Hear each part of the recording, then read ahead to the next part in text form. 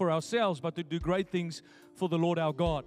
The title of my message, you guys can stop. Thank you. We don't need the instruments today. The title of my message today is Godly Ambition versus Selfish Ambition.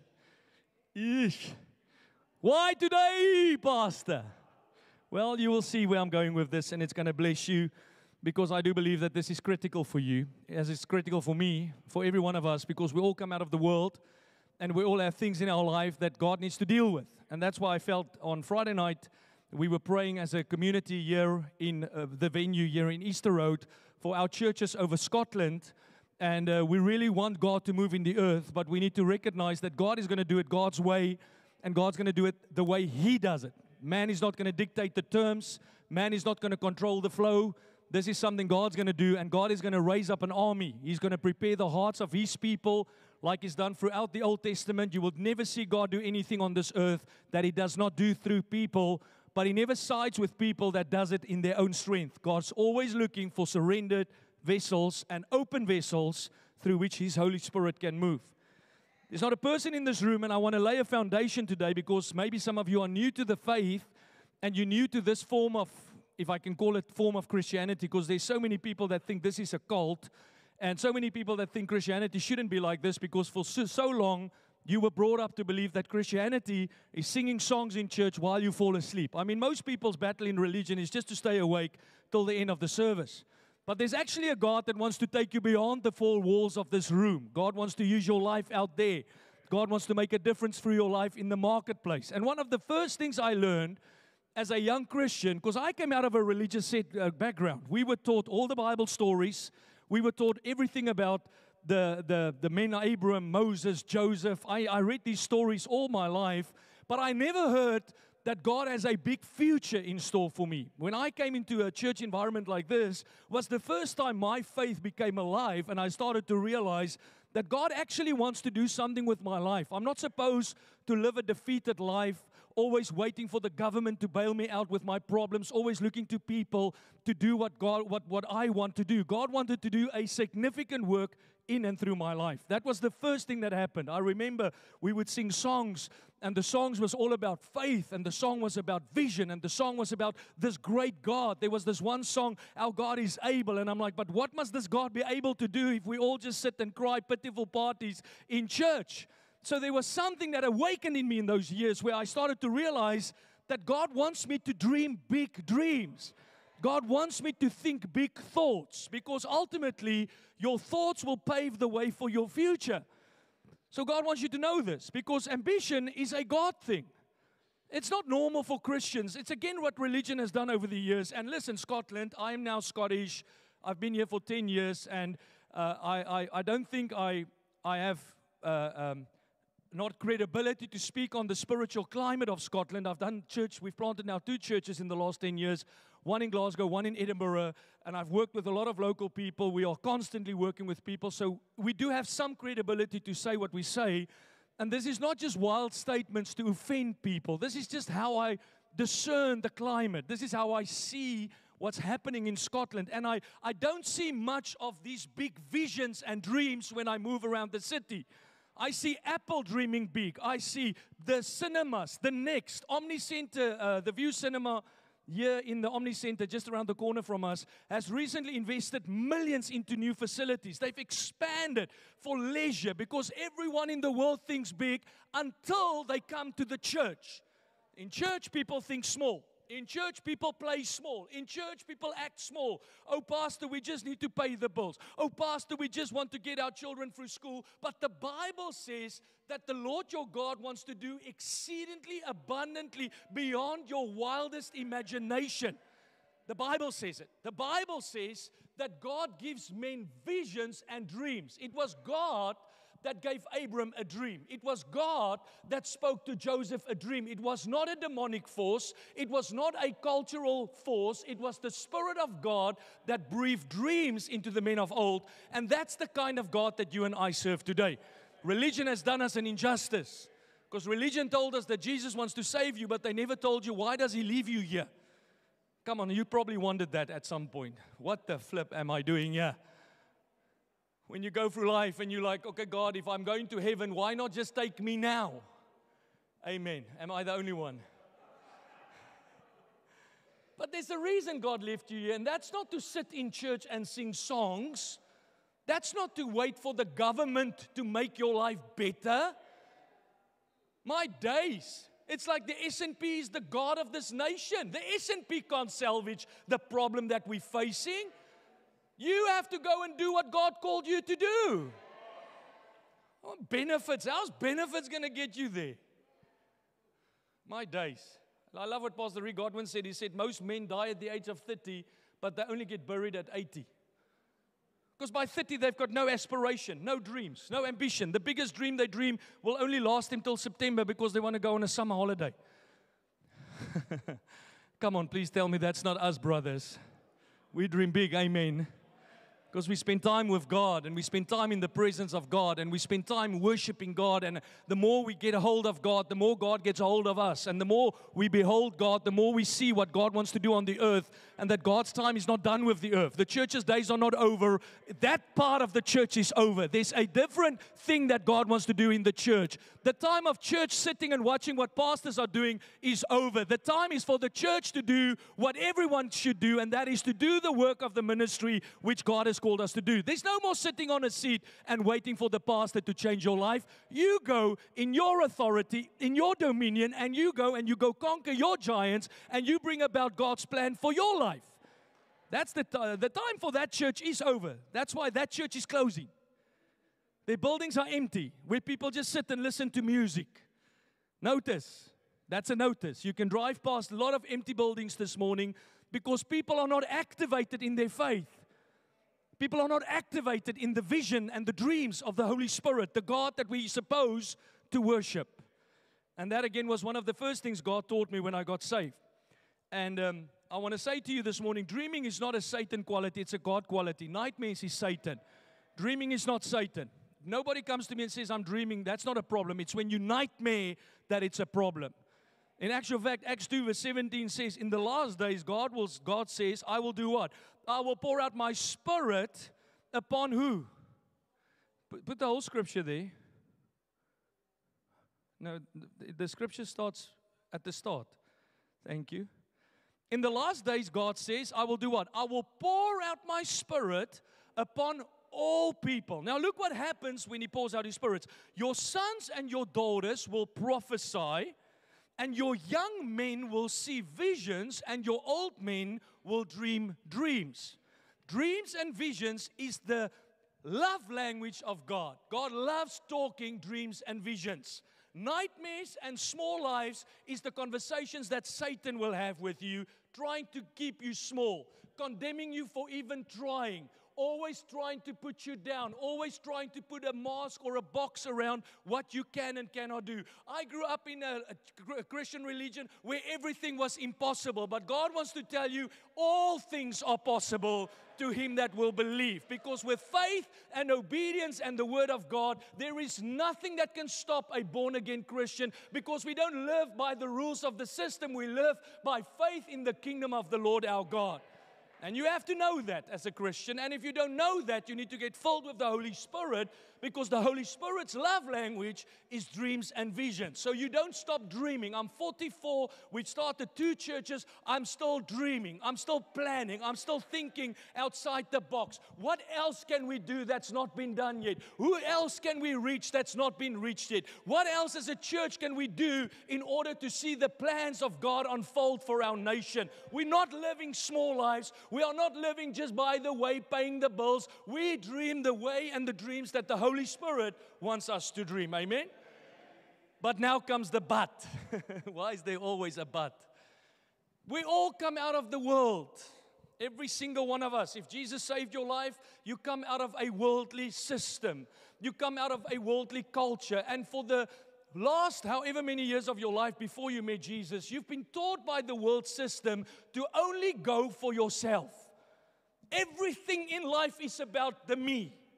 We think about ourselves when we deal with our children. I know many parents, and I pray that you grow over this as a parent that wants their children to live their dreams. They want their children to become who they never could become. And that is again where God wants to teach you and I never to live for the self.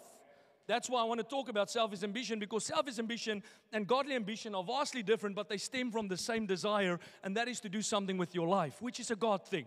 It's a God thing to dream big. It's a God thing to say, I want God to use me. I want to do something great with my life. But the danger is you need to confront the selfish ambition, because selfish ambition has a different motive than godly ambition. Selfish ambition leaves a different trail than godly ambition. And I want to show you through the scriptures today, because I believe that this was something God is dealing with in me. He had to deal with in me, and He will deal with any Christian that is true to themselves. Somebody said to me this morning after the sermon, they said, Pastor, it feels like this is exactly how it is with me. I said, brother, welcome to the club. Because we all come from a fallen system. We all grew up with worldly strongholds and beliefs, and we're scarred by the world. And that's why the Lord your God, as He saves you, the Bible says He renews us. Our minds get renewed. Our hearts get restored day by day as His Word and His spirits illuminate that in our lives that God wants to change. So let's talk a little bit about godly ambition versus selfish ambition. Do I have some of your attention?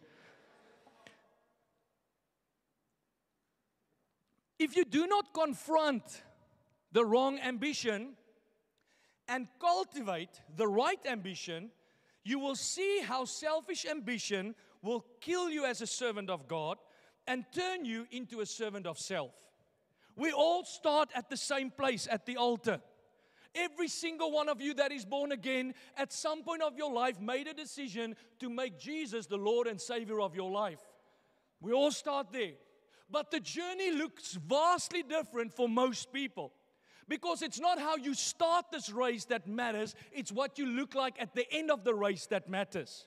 Solomon started and he prayed a prayer as a young man, and he said, God, give me wisdom to run a race that pleases you. Give me wisdom to lead your people and to function as a son of God in a way that will be a blessing to others.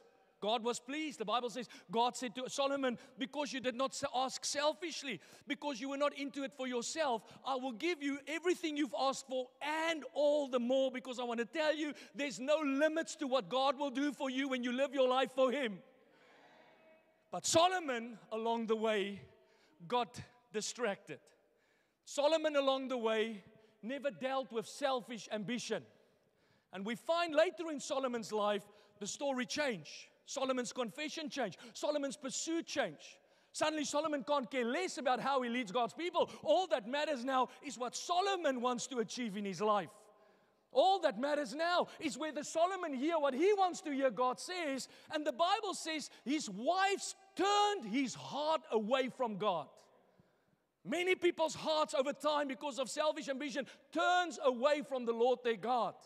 And that's why today I want to talk about this, because I want you to leave here not feeling condemned, but feeling equipped to deal with self-ambition. Church, don't make the mistake to think success is just about the result. Tell your neighbor and say, sure, that's heavy. It's not. Because the world tells you it's all about the end result. If there's many people in the church, well done. You've got 50,000 followers on YouTube, well done. You've got a blog or an online service that sells, well done. But that's not what the Bible teaches. You see, what's the point? You've made success in the eyes of the world, but you've not honored God along the way. What's the point? You've got success in the world, but you've violated every single relationship that God put in your life. Church, there's a process to godly success.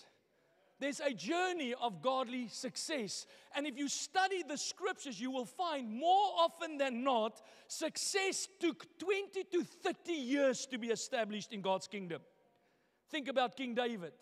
King David was a young man, 13 years of age. Here comes a prophet. Now just put yourself in David's shoes. Young man, 13 years. Your life is ahead of you. You've got a lot of dreams, a lot of ideas, a lot of plans. And here comes a prophet and says, listen, this little guy is going to rule for the king as the king of Israel. I mean, talk about an ego boost. Because I know those of you that has 13 years old know that after that session, he ain't going home like, Mommy, can I help clean the dishes? He's going home like, did you guys hear? You heard what he told me. Is that not true? Well, you all act as if 13-year-olds are these humble.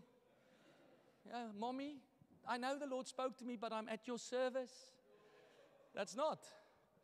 Big ego boost. But you see, God had a way to get the ego out of David. Because it took 17 years with the full knowledge of what God said, and he treated him exactly the opposite for 17 years. And in that 17 years, God turned a young man into much more than a king could ever be. Because there were many kings in the Old Testament.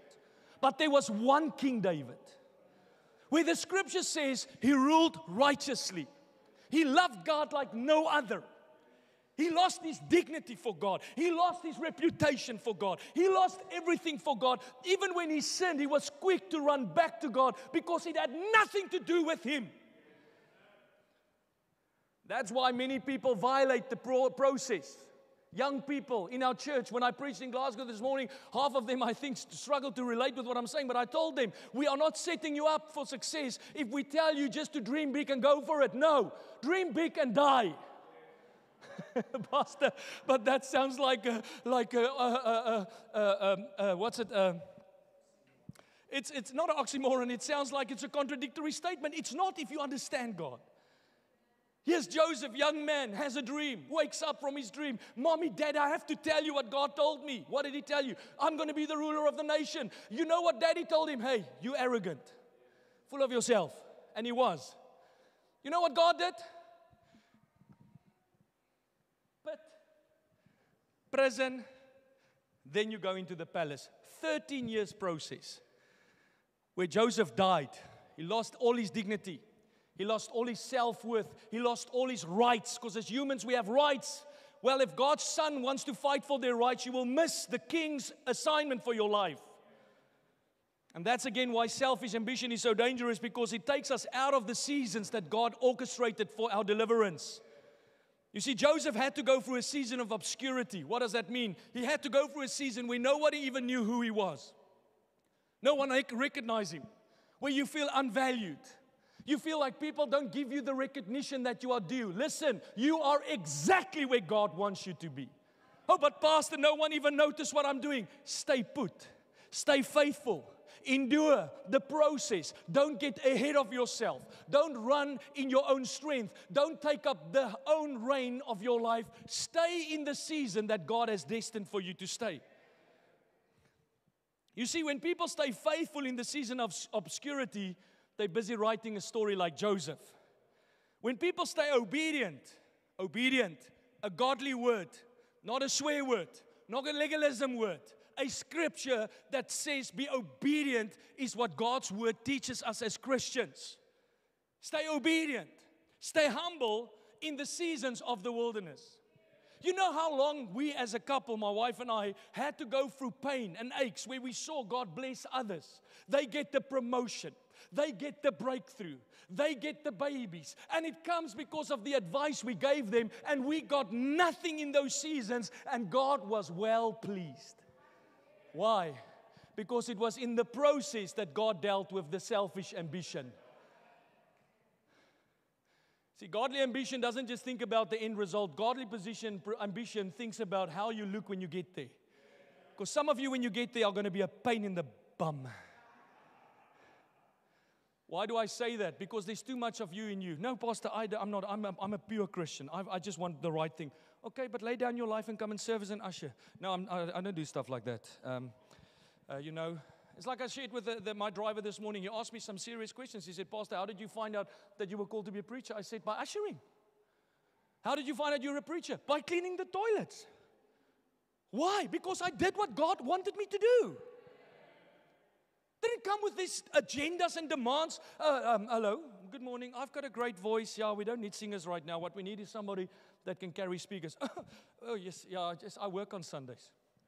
Well, why don't you work on Sundays when you get the opportunity to have the mic? Will you work if I tell you can take the mic? Because selfish ambition is always masked in religious activity.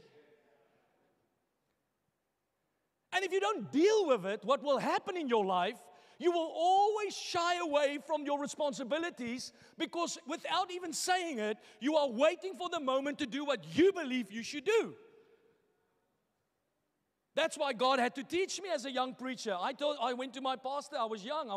I think I was in the church for 2 months. I'm like, God spoke to me. Because they all say that. And I'm like, my days. The way you all hear God, I can't believe you struggle with alcohol. Why do you struggle with alcohol if you hear God so clearly? That's okay. It's okay. I'm not angry. Why can't you get a job if you can hear God so clearly? You don't have money in the bank, but you hear God clearly.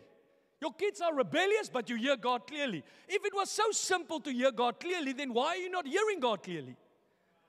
So they throw these God cards. I went to my pastor. I said, God told me I need to sing in the band. He said, I hear what God says, but I'm telling you no. Oh, it's trying to stop my dream. Say amen if it sounds familiar. What went on in my heart? Oh yeah, it's just always what he wants, isn't it? I know I have a voice. My mom told me, and she's actually here today. All my life, I've got a nice voice. So Pastor Tabu said to me, you will not sing. You can't sing. I'm like, Pastor, can I go to band practice? He said, you can do what you want, but you're not putting your foot on a platform. So what did I do then? I said to him, okay, what can I do? He said, you usher. I don't want to usher. No, I'm telling you to usher. If you don't want to usher, it's fine. But you ask me what I want you to do, and I'm telling you what I want you to do. See, young people today is like, no, we will serve God, but we will lay out the terms. Not realizing that that's a mask for your selfish ambition. So here I started ushering. For 6 months, I went to band practice every Thursday night. I'm going to prove this guy that I can sing. But when I see him, hello, God bless you. Pastor, there's no one like you. I just want to honor you. Pastor. You know, sometimes people say pastor so much, you're like, what's my name again? Because we think words deceive. But when we're in the spirit environment, it's not your words that gets weighted or gets weighed. What gets weighed is your heart. That's why the Lord your God says, they honor me with their lips, but their hearts are far. Jesus could discern with even the lip service, I don't feel it from the heart. Don't tell me you don't know if you're married to a husband, because you know when your husband said, Happy Valentine's Day, but his heart is at the football. I made that mistake now on Mother's Day. I forgot. So the morning I'm like, I'm in trouble. So I get in my car, I rush to Asda. While Pastor Meg is praying, I finished my service, the preparation. I'm in Asda. It was hilarious. A guy walks from the front, walks past me, says, last minute, yeah? I'm like, same on you, buddy. What are you doing here? At least I've been married for 18 years. So I rush home. I give my wife didn't feel a thing. Because it wasn't of the heart. So now I'm serving as an usher, or I'm flattering my pastor with my words, but my heart is just going through whatever. And then at some point in my service in ushers, God broke me. Because that's what God needs to do with every one of you. He needs to break you. Because there's too much of you in the way.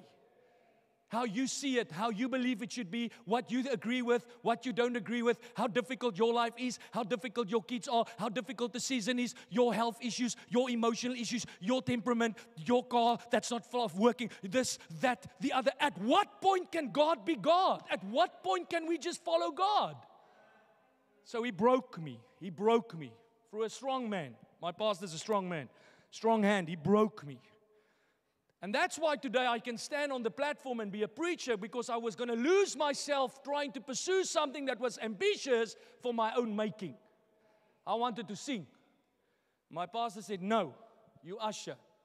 And that's how I found the next season of my life, and in that I found the next season of my life, and in that I found the next season in my life, to where eventually God got me exactly where He wanted me, because I went through the process like Joseph and through the process of David. Pastor, how long must I serve like this? Until the day God says enough is enough.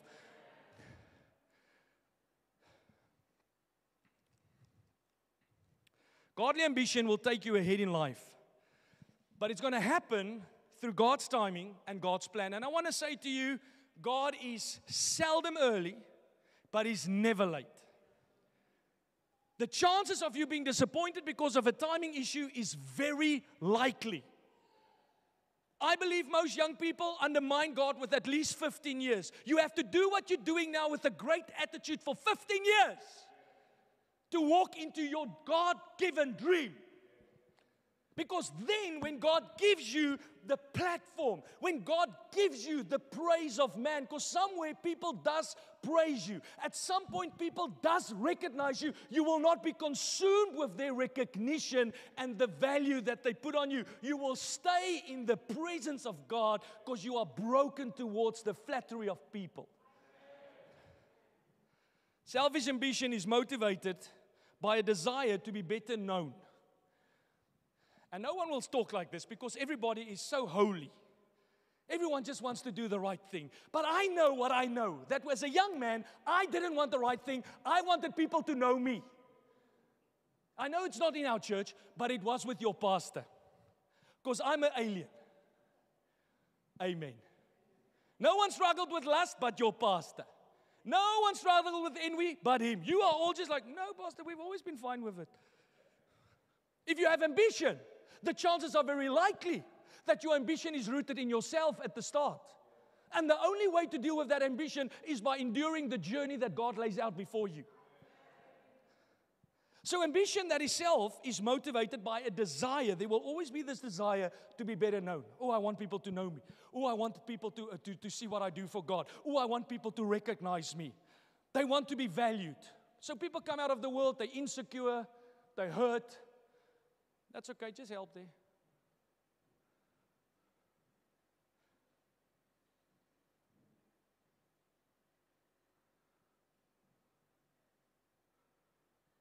They come out of the world hurt because the world hurts us. We get offended. We get bitter. We get rejected. So now they come into the church, and what are we looking for? We want to be valued. Which is fine. I don't mind you wanting to be valued. But if you have a desire for that all the time, it will lead to a selfish ambition. They want to be appreciated. Do you think Joseph was appreciated during his time in prison? I don't know about you. Anybody that's been an inmate before?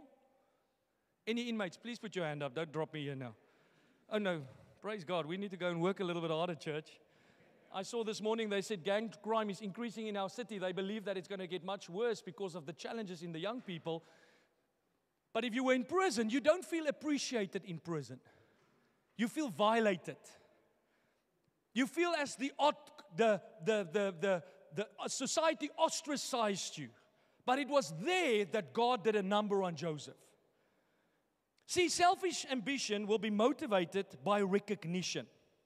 And the problem with all of this is that it's all about you. It's hidden in the desire for personal gain and recognition. You know why there's so many church people that's today not giving in the church? And this is, don't worry, you can hold tight on that wallet, please.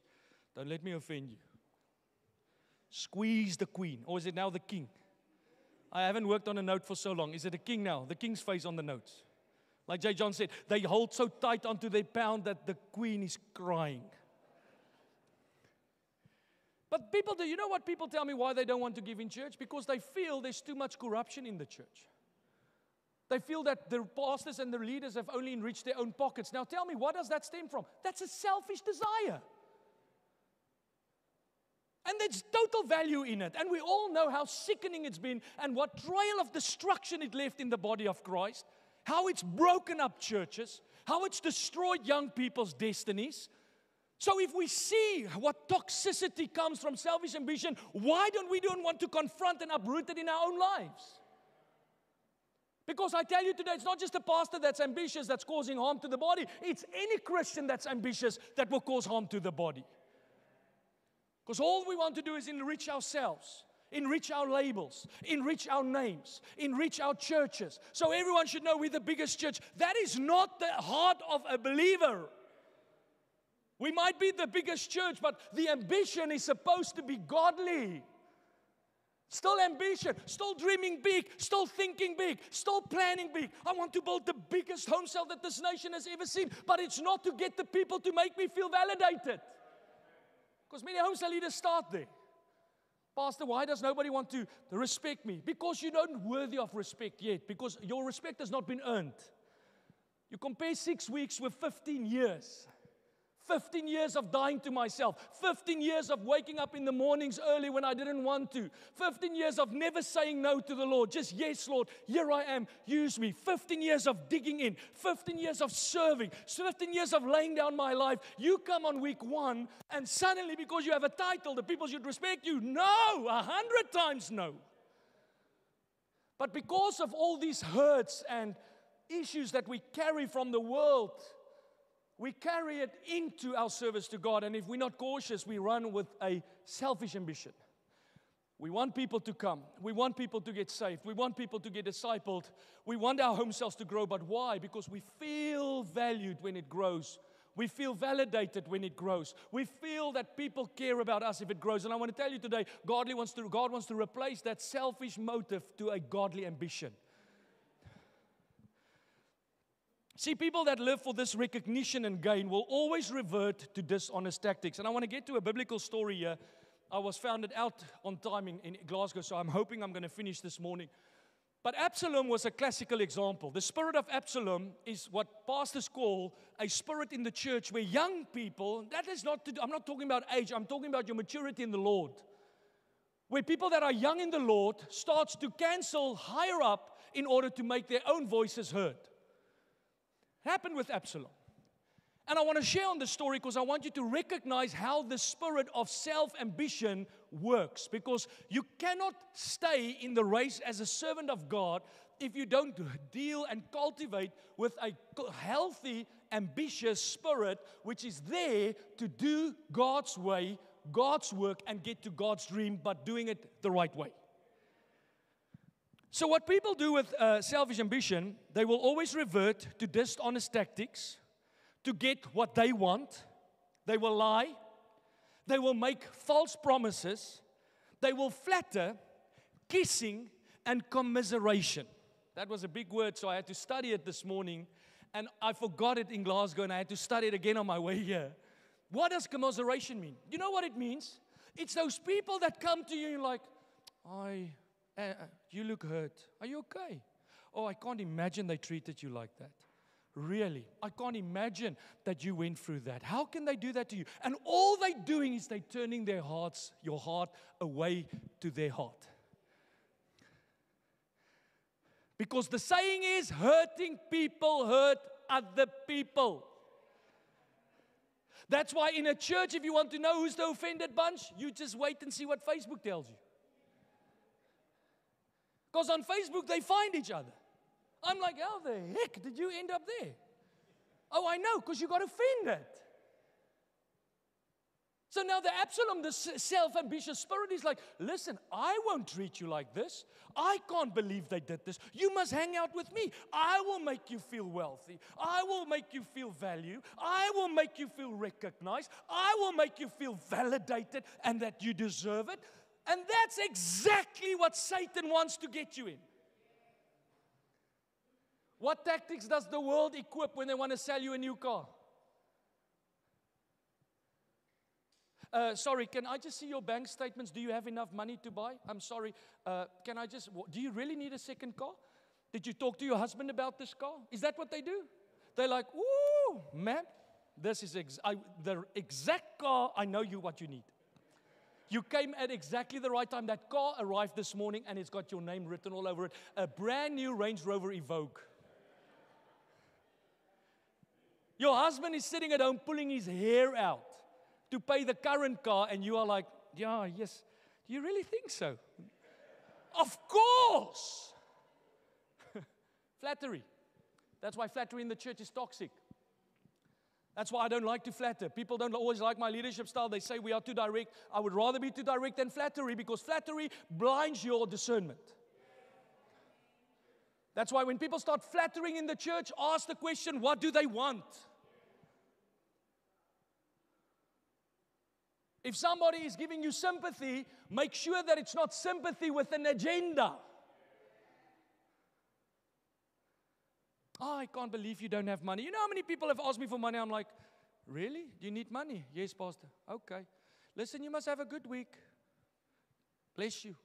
I said to a guy this week, I called him, I said, listen, I want to help you. I've got the money to help you. I can't help you because God is busy writing your story.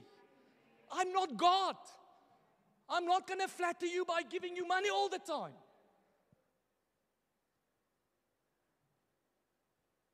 Because people that are selfishly ambitious will still want to do the Lord's work, but they will do the Lord's work for their benefit. I will say to them, don't do it like that, please. We're going this way. Who does he think he is? I am the pastor when I checked the last time. I don't think that's a complicated statement. Or do you ask the same question when your boss asks you? When the boss says, let's go left, who does he think he is? Go tell it to his face. I said to somebody this week, churches don't understand godly governance anymore. Everybody just do what they want. And everybody's just living with their self-ambition. Everyone is just doing their own way of life. God told me, God told me, God told me. Where on earth does teamwork comes in if everyone in the team just hears for themselves? Is the whole New Testament pattern not about teams, churches, communities, unity, doing life together, serving the Lord together, unite on a common purpose? They were of one mind, one accord. They were on the same page. They saw what God wanted to do, and they all got together. It is selfish ambition that says, no, I'm going to do it like this. Why do you want to do it like this? And why is it always leaders that wants to do it differently? Why is it not the people that's following? Because I seldom struggle with this thing in people that is new. I struggle with it in leaders in the church that all hear God for themselves, and they all come to the younger people with flattery. And I arm you, young person, never fall for a flatterous leader. Never. If they flatter you, there's an agenda. I'm not talking about being kind to people and saying, hey man, you look beautiful today. Jeez. Some of my brothers, you need a haircut. There's nothing wrong giving people compliments. The issue is the motive, the agenda. Are you still there? So let's look at the example with 2 Samuel 15. So Absalom, if you know the story, was David's son. And Absalom had a wrong spirit. Absalom wanted the role. He wanted to be king. He wanted to stand as the decision maker. He couldn't follow rank. He couldn't follow instruction. He had to blow the trumpet. That's why I love what I was reading last night a little bit about this because I was preparing, and one guy said on his blog, that is why many people should never have their own companies. Because it's not birthed out of the desire for God. It's birthed out of a selfish desire to get things my way. And that's why your company will never excel. Because I can tell you today, living this life for a season, that unless you've built someone else's first, you will never build your own successfully. You will never. Rather take your time to launch that business and launch it correctly than launching it early on because of selfish ambition, and you've never learned what it means to go through the process before you got your own. Critical. So in 2 Samuel 15 verse 1 to 6, I'm going to light a few points here. As time went on, Absalom took to riding in a horse-drawn chariot with 50 men running in front of him. So here's a young boy, he's serving in his father's kingdom, and he's got a selfish ambition for the position. He's got a selfish ambition for something he believes very strongly in. And he goes and he takes his dad's chariot and horses and puts it in front, telling everyone around him, I want you all to see I am the king's son and I am actually the king. That is why with leadership you will sometimes find we as pastors don't want everybody close to us because some people's agenda are impure. So he goes and he portrays himself to the nation of Israel that I'm king. Look at what happens next. Early each morning, he would take up his post beside the road at the city gate. When anyone showed up with a case to bring to the king for a decision, Absalom would call him over and say, where do you hail from? And the answer would come, your servant is from one of the tribes of Israel. Then Absalom would say, look, you've got a strong case, but the king isn't going to listen to you. You see, they will always say, oh no, the leaders don't want to hear what you have to say. He was positioning himself at the post of the gate, not where David wanted him. David never asked him to go sit there. David told him what to do. I don't know what he was supposed to do, but I know he was not supposed to sit at the post of the gate and talk to everyone coming in to try and get their hearts to him. Oh no, the king is busy. He's very busy. I shared it again this morning on my way here to my driver. I had a staff member, one of the first staff members we employed in 2020. And the one Sunday, I sternly reproved somebody for ungodly behavior in the church. I told them, you can't live like this as a child of God. This person got extremely offended. The next morning, they called my staff member. So I'm sitting in the office next door, and I hear, because at that stage, the church was very small. We were meeting in my house. The church office was my house. I'm sitting behind my desk, and I hear how the staff member is saying, listen, I don't think he meant it like that. Don't worry, it's all fine. I immediately felt my spirit provoked. I called them in. I said, listen, sit down. Why do you talk on my behalf as if you were there when I had the conversation with them? Why are you sowing discord between me and that member instead of trying to protect the unity of the relationship? Because you've not been brought in to sit at the post of the gate. You are supposed to sit behind me and fight with me on the war that we were fighting at the time. In the same way, Absalom took his responsibility and his privilege, because oftentimes people with privilege hijack the privilege. They don't take the privilege and recognize the honor and the responsibility. In order to bring hearts to the king, they bring the hearts to themselves. And it's not that it makes you evil, it just means that you have a selfish ambition that you haven't dealt with. So he sits at the post of the gate. Look at what he does. We're going to carry on. He goes on, he says, why doesn't someone make me the judge of this country? Why do I not get the title? Why do I not get the promotion? Why are they not recognizing what I can do? Anybody with a case would bring that to me, and I would settle things fair and square. That's why also when people always want to explain themselves and almost sell themselves, don't sell yourself, let God sell you. Let God sell you. I love the scripture where Jesus said when people come and sit around the table, He says, go stand and wait. Because it's embarrassing when you sit and the owner says, hey, get up, that seat is for someone else. Have you read the parable before? He said, many will come in and everyone will sit and he will like, hey, that seat is not for you, it's for that guy.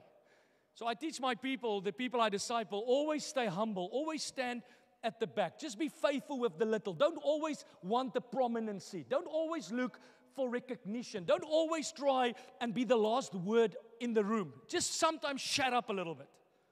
Because you don't know everything. You don't understand the mind of God in all things. No one does. That's why God put certain responsibilities in His body, and we don't all talk for the voice. We don't all see for the eye. We all have a part to play, but we are not all playing the part. Is that making sense? It doesn't make sense to me now what I just said, but hopefully it makes sense to you. Well, this is anointed, so it will make sense.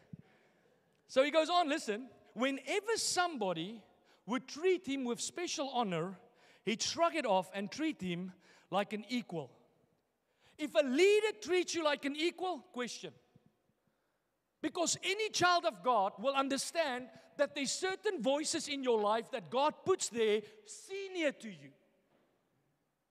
There's not a world where we all talk on the same level. Not a world. I've been serving God for 26 years as a church planter. Your opinions count little compared to mine when we sit around the same table when it comes to this ministry.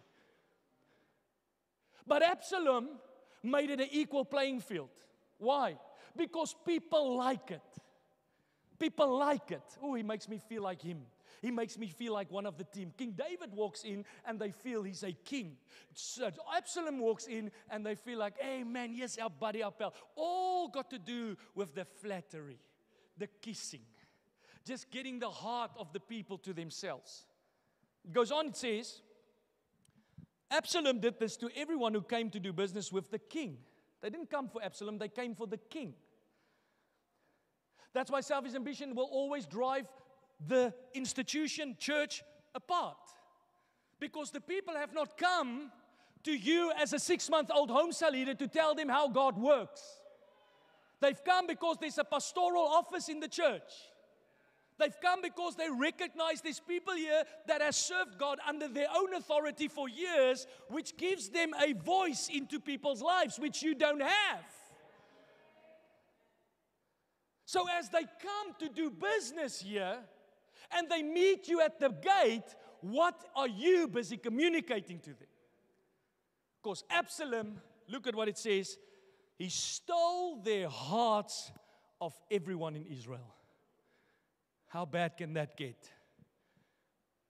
And that is why selfish ambition is so bad. And I'm talking in the context of church, but that is in a family, that is everywhere. I've seen our parents, moms, dads, where that separate, how the mom starts to steal the hearts of the siblings or the children. Oh yeah, I can't believe your daddy does that. What dad will do that? Are you all in shock? Have you seen that before? Because it gets ugly. It gets ugly when there's strife in relationships. And then what a mom will do, she will tell those kids or the dad for weeks on end, your mom is like this, your mom is like this. And we all know the power that's in the voice of that figure. This is why Absalom had a huge responsibility, and he paid a big price. He paid with his life because he lost everything. Because selfish ambition will take you out. Will take you out. Church, selfish ambition will always seek personal glory and power or position at the expense of others or God's will. It will always lead to rebellion. Rebellion is never something that you should be a part of. Every form of rebellion is ungodly. The Bible says that God is a God of order and authority. Any form of rebellion. If my son David rebels against me, I will address it immediately as a father that understands the power of rebellion. I understand the power of authority, but I also understand the power of rebellion. That's why Paul says, when somebody is divisive in the church, admonish them twice. The third time you exit them. They have to exit. Immediately mark them as wolves. Immediately mark them as wolves. I am an extremely gracious pastor with some of us. Because some of us keep on doing it and I just keep on turning the other cheek. But the Bible says mark them because rebellion will cause harm to people. Will destroy churches. It destroys families. It destroys companies. Here in Scotland is a trail of split churches. Churches that grow and then they split because people have selfish ambition. And at some point that selfish ambition will manifest and it will hurt others. Are you there? I hope this is making sense to you. I'm trying to explain it to the best of my ability. So it will always lead to rebellion.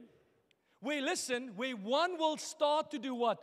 To defy authority. Always remember when you are defying authority, you are borderlining in rebellion. Oh, but Pastor, do we just suck up everything? No, you do it in God's way.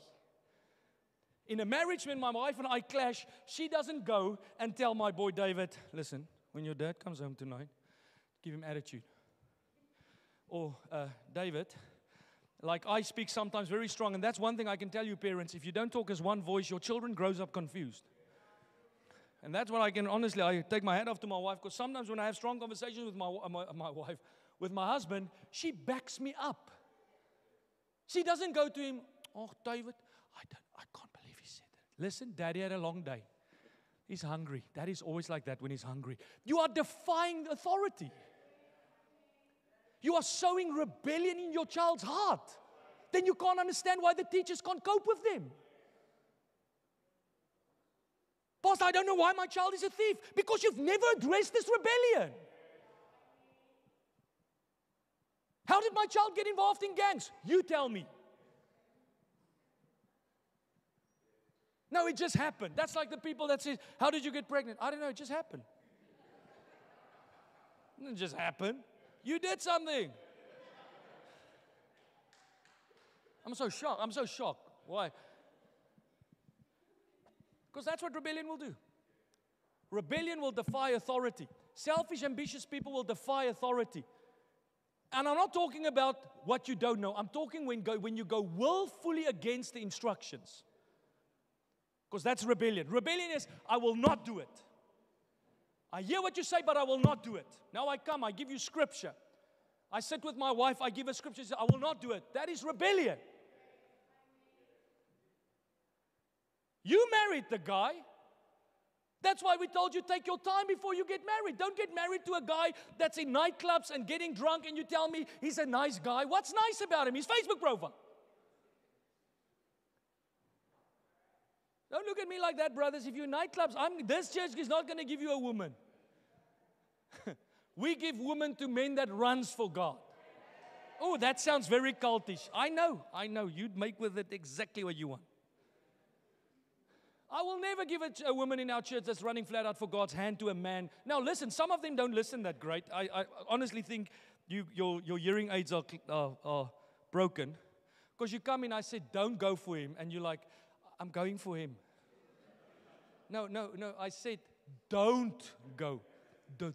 Don't. So selfish ambition will always lead to a rebellious result. Now, I was selfishly very ambitious, like I shared with you earlier. I mean, I would walk in church, be like, and I know, again, none of you think like this, but hopefully somewhere the Holy Spirit shows you just a little bit of a glimpse of where some of you are at. Because I would walk around like, I'm the man with the plan. I'm here to fix the church. Oh, they should give me this church. Okay, start a home cell. 6 months later, oh, no one wants to listen to me. Yeah, you can't even get your own house in order, but you want to run the church. Your opinions has brought you nowhere on the surface, on the domain of life, but you think your opinion is going to carry weight in the kingdom of God. Your children is reckless. I'm not talking about specific people in the room. I'm talking generally. They do just what they want. You just drop them at school. The teachers, literally, when they go home, is like, thank God. They don't even believe in God, but they're like praying, God, take these kids home. Teachers should celebrate our children when they come to school because they're the most orderly. I loved the other day when David came home with a certificate and the teacher said, this child has outshined every other child. I'm like, bang on, baby. And all of you should have that. But if you're in house and there's always this selfish ambition, the woman that wants to build her career and the husband wants to build his career, and it becomes defiant towards authority, rebellion will surface. Same in our church. Because that is what's going on in Edinburgh, not Glasgow here. A lot of young people have stepped up. They've started to experience certain breakthroughs, and now suddenly they know it all, and they know exactly what God wants to do, and they know exactly how God's going to do it, and they've been through a 3-year process, and I'm like, give me another cracker so I can smile and be gentle. There's nothing happening around you. No one's growing, no one's changing, no life. But boy, you hold on to your voice and you hold on to your opinion and you keep sitting at the gate telling everyone how you feel and what you're going through and how it's unfair, and you never realize that the hearts of the people are not supposed to turn to you. They came to do business with David. Can I take a bit more of your time? Church, it's a stern warning of what could happen in a church or a workplace, for that matter, if a family, or even a family, if you do not confront selfish ambition. And our children all grow up with that. In our kids' church, we have to confront it. We have to teach them, share, dream big, bro. Pray big prayers, but make sure that you don't always see yourself in the prayer. Because it's like God changed the world, but you always see the spotlight on you when you pray. That's what Joseph did. And what did God say to Joseph? Joseph, you should dream big, but the spotlight should never have been on you in that prayer. It should have been on me. So how do I get it off you, Joseph? In the pit, using the closest people to him to get him into the darkest place imaginable. And there God started. And then just when Joseph thought he had his breakthrough, Joseph was sent to prison. And then just when Joseph thought he had his breakthrough, he had his breakthrough. Because can I tell you, sometimes when the breakthrough comes, you least expect it. It's normally the times that I expected it's going to happen now that my pastor said to me, go back again. There, I don't want to see you. There. Why I don't get paid what I'm worth? Why does nobody talk about what I've done for the Lord? No one sees me. Why must I serve like this? Why does he not do it? Go back. And then one day, when I was through it, the light was off me, and I was like, I'm just loving what I'm doing for God, because when you love what you're doing for God, you are ready for the next thing. Let me rephrase. Not when you love doing for God what you want to do for God. I think some of you heard the want. When you're done doing for God and you love doing it, you're ready. And for 16 years of my life, it was what I did not want to do, but I fell in love with it because I died to what I wanted and I started living for what He wanted.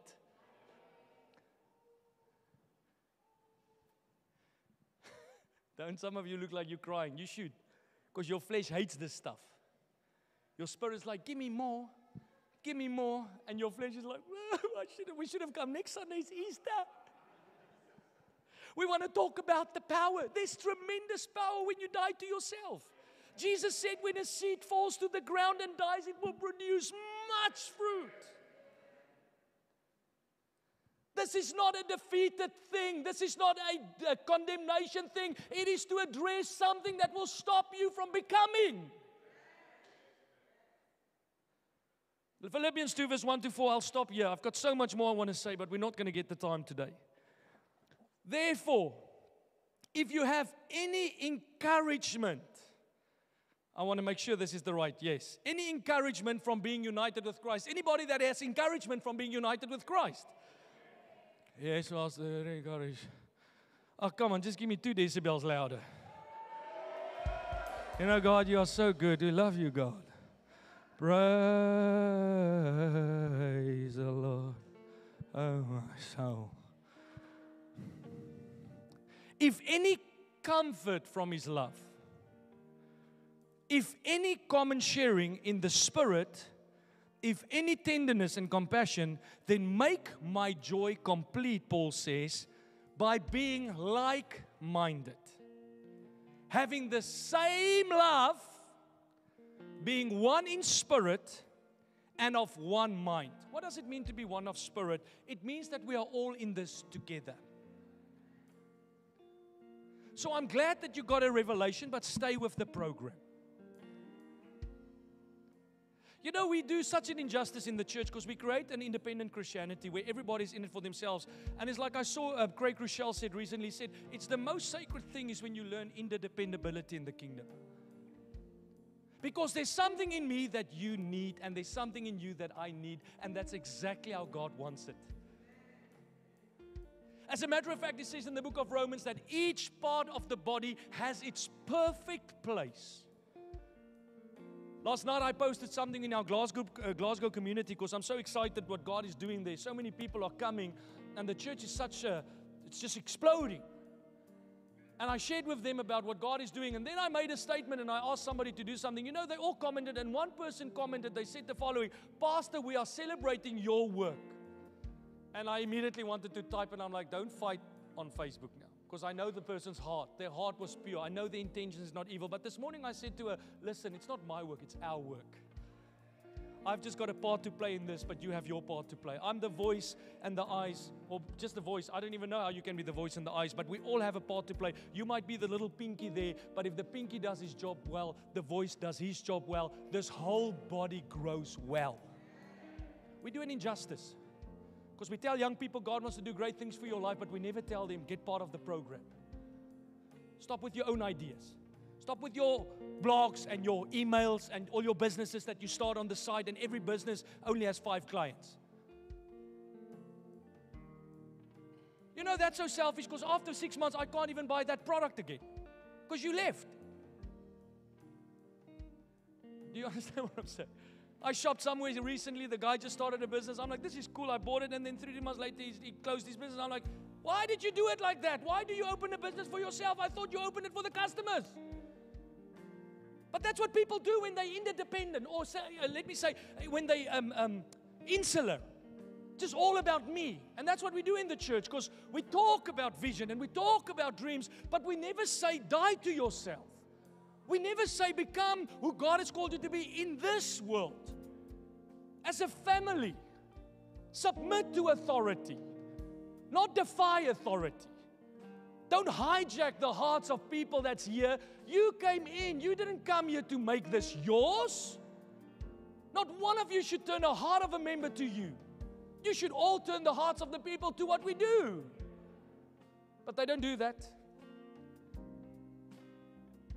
Because God told him, right?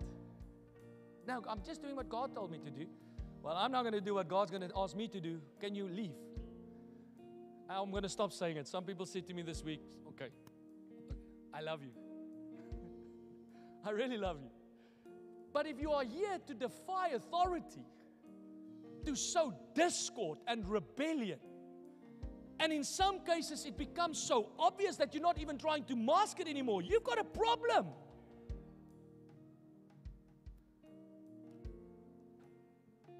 He goes on, he says, having the same love, being of one spirit and of one mind. Do nothing, say nothing. Do nothing out of selfish ambition or vain conceit. Rather, in humility, value others above yourselves, not looking to your own interest, but each of you to the interest of the others. I would love to encourage you with this. It was the most painful part of my journey when I had to die to myself. I hated the season of obscurity. I remember Pastor Dreyer, we sat around the table one night. Pastor Art was in London by Pastor. We all sitting there. I've been serving faithfully. I've got the biggest growing zone in London. Things are looking great. And then at the table, Pastor Art made mention that they're going to send somebody to go start a church in Amsterdam. And I remember how my heart was like, yeah! And they said, it's not you. Next day he got into my car. He said, Jeff, you will never have it. Yeah, I know, that gets you excited about the vision. When the visionary says you don't have it, you're like, amen. Guys, come to CRC. All of you come. This is amazing church. That is what I did, but that's not how I felt. I felt useless. I felt overlooked. I felt like God doesn't care. These people don't care. They favor Dreyer. They favor him. Because that's what the devil tells us when we are insecure. In 2012, when my pastor asked around the table, who wants to go and plant a church in Birmingham? I'm like, yeah! I actually walked up to him. I'm like, Pastor, thank God he can hear God's voice. Because we don't fall for manipulation. I said to him, I was like, Pastor, because now you have to put on the serious face. I don't know how to say this now. But I really believe God spoke to me about Birmingham. So he sat at that side. He's like, he used to sit like this on his desk. And he's like, yeah, what did he say? He said, I said, no, I must go run the church. He said, he's telling me you're going to die here. I'm like, no, sorry. No, I said I must go, not die. He said, no, you're going to die here. I died. Literally died. When you hear that from people that you trust and respect highly, it kills something in you. I left that office that day like a dog with my tail between my legs, feeling defeated. But somehow, by the grace of God and the power of the Holy Spirit, recovering myself in the presence of God. Because that's where we recover ourselves, not in the gossip of another offended church member. Because now you go look for that offended person. Do you also feel like that? Yes, they do. That's why they're acting like that. So I went into the presence of God and I'm like, Lord, speak to me. Show yourself to me. Deal with me. And brother, don't pray deal with me if you don't want him to deal with you. There's no deal in this. There's not deal or no deal. It's no deal. So God dealt with me. Took me down. Took every part of selfish ambition in that season of my life, because every season will reveal another part of you. Let me tell you that. But in that season, every part of selfish ambition of me died at DA74UP. Go look it up. Bexley Heath. Number 57 Marlborough Road. It died there. And when that was dead, the Lord said, let's go. Now I'll take you. And that's the promise of God. He will never leave you the way He found you. You never have to give up on dreaming big. You never have to dream small. Don't think dreaming small sidelines the journey. Dream big, but go through the process. Godly ambition, firstly, will not be self-serving, because people that serve with godly ambition is happy to walk in agreement. They have the same mind, the same purpose, and it's not each man for himself. It is each man for the work that God wants to accomplish. I have to leave you with this last scripture. I'm not going to be able to carry on with this sermon next week. So please, I'm closing with this. James 3, verse 16 to 17. For wherever there's jealousy and selfish ambition, there you will find disorder and evil of every kind. But the wisdom from above is first of all pure. It is also peace-loving, gentle at all times, and willing to yield to others. It's full of mercy and the fruit of good deeds. It shows no favoritism and is always sincere. Amen. Godly ambition. Fight for it. Destroy that unhealthy, selfish ambition. And again, somebody asked me this after my sermon. They said, Pastor, but how do I deal with selfish ambition? There's one way. That's the process. There's no other way. Don't short circuit the process. Don't take matters into your own hands. Don't lift yourself up. Humble yourself and let God lift you up. Don't go and promote yourself. Let God promote you. Don't act above your pay grade. Stay where you are. Don't jockey for a position. Some of you should not have a microphone. Some of you should not have a platform. Some of you should be faithful with that one home cell leader till you really care for them the way Jesus would care for them. Then if God brings the second, you work with the second like you worked as if Jesus died for them. Then at some point, God will enlarge something around your life. Amen. Amen. This is good news, by the way. Don't always take the confrontation to the flesh as bad news. The flesh will profit you nothing. Die to the flesh.